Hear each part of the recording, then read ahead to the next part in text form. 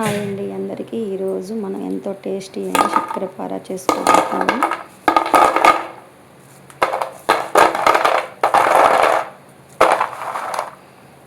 అలా సౌండ్ రావాలండి, చేసుకుంటే మనకి గుల్లగా సౌండ్ వచ్చేసేయాలి.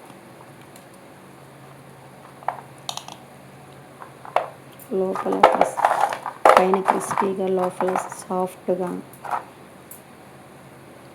చాలా టేస్టీగా వచ్చాయండి.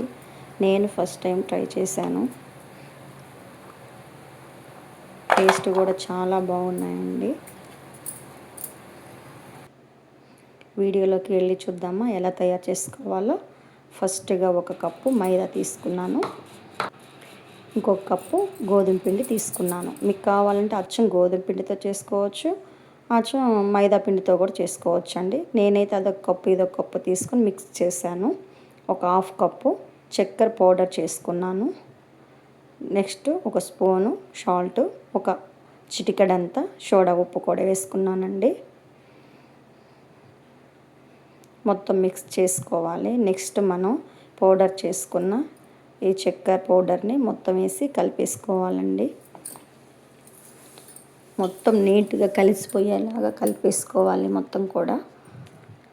నెక్స్ట్ వచ్చేసి మనము ఒక 2 స్పూన్స్ నెయ్యి వేడి చేసుకున్నానండి. ఆ వేడి నెయ్యిని కూడా పోసేసుకోవాలి. మొత్తం పోసుకున్నాక అది కూడా మొత్తం మిక్స్ చేసుకోవాలండి. కొంచెం కొంచెంగా పిండి వేసుకుంటూ మొత్తం అలా మిక్స్ చేసుకొని మనకి ఆ పిండి మనం ఇట్లా ముద్ద కట్టేసి చూడాలండి. ఇట్లా ముద్దలాగా వస్తే పర్ఫెక్ట్ అండి. నెక్స్ట్ వచ్చేసి మనం కొన్ని వాటర్ తీసుకుందాము. వాటర్ అలా చల్లుకుంటూ మనం ముద్ద చేసుకోవాలండి. ఒకేసారి పోసేయకూడదు, కొంచెం కొంచెం. ఎందుకంటే చక్కెర ఉంది కాబట్టి, చక్కెర మనం పౌడర్ వేసాం కాబట్టి అది మెల్ట్ అయిపోద్ది వాటర్ మొత్తం వేస్తే. అలా చల్లుకుండా మనం మొత్తం మనకి చపాతీ ముద్దలాగా తయారు చేసుకోవాలండి. గట్టిగా కాదు, కొంచెం సాఫ్ట్గా అనమాట. మనం ఎంత ప్రెస్ చేసి కలిపితే అంత బాగా వస్తాయండి. మనం నొక్కితే సాఫ్ట్ కాదుగా అలా ఉండిపోవాలి. సాఫ్ట్గా మొత్తం కూడా పిండి వచ్చేసి ఒక 30 మినిట్స్ పక్కన పెట్టేసుకుందామండి. పెట్టేసుకున్నాక మనం తీసుకొని మళ్ళీ ఇంకొకసారి కలిపేసుకుందాం. మొత్తం కూడా మిక్స్ చేసుకుందాం. ఎందుకంటే ఒక 1/2 అవర్ పక్కన పెట్టేసుకున్నాం కదా. మనకి ఎంత సాఫ్ట్గా ఎంత బాగా మెల్ట్ చేస్తే అంత బాగా వస్తాయండి. 2 హాఫ్లు తీసుకున్నాను. మొత్తం కూడా చపాతీ కర్రకు ఆయిల్ పూసుకొని అలా రుద్దుకోవాలండి. చపాతీలాగా రుద్దేసుకొని మనము అవి మడతలు పెట్టేసుకోవాలి. అలా మడత పెట్టేసి రుద్దేస్తేనే మనకి అవి బాగా షేప్ వస్తాయి. బాక్సులుగా గుల్లగా వస్తాయండి. మొత్తం అంతా రౌండ్గా రుద్దేసుకున్నాను. ఆ సైజు రావాలి.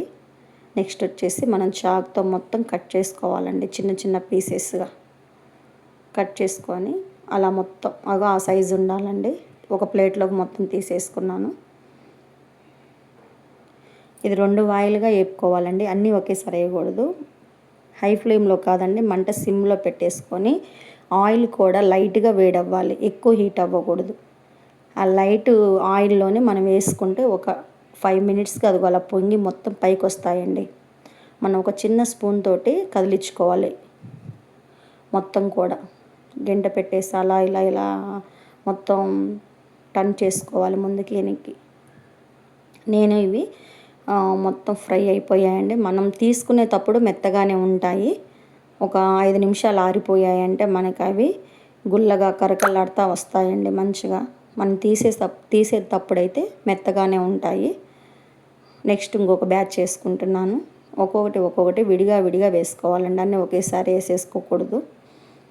మంట మాత్రం సిమ్లోనే పెట్టేసి వేపుకోవాలండి. ఇవి హై ఫ్లేమ్లో అస్సలు పెట్టకూడదు, మాడిపోతాయి. మనకి ఎంతో టేస్టీ అయిన శంకరపార రెడీ అయిపోయిందండి. మీరు ట్రై చేసి కామెంట్